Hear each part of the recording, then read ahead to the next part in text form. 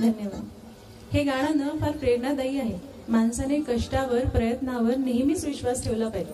असेल हरी तर देईल खाटल्यावरी असं कधीच होत नाही. आपल्या प्रयत्नांनीच आपलं नशीब उघडत असतं. अतिशय सुरेख गीत. बुद्धांनी देखील असाच विचार केला असेल ना. बुद्ध जेव्हा सत्याच्या शोधामध्ये निघाले त्यांना सत्याचा शोध लागला आणि एक दिवस ते भिक्षा मागत मागत स्वतःच्याच घरी आले.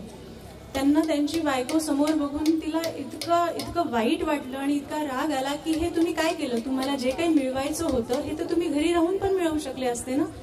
बुद्ध म्हणाले, हो, हे घर सोडल्यावर मला कळालं की हे मी घरी राहून पण मिळवलं असतं.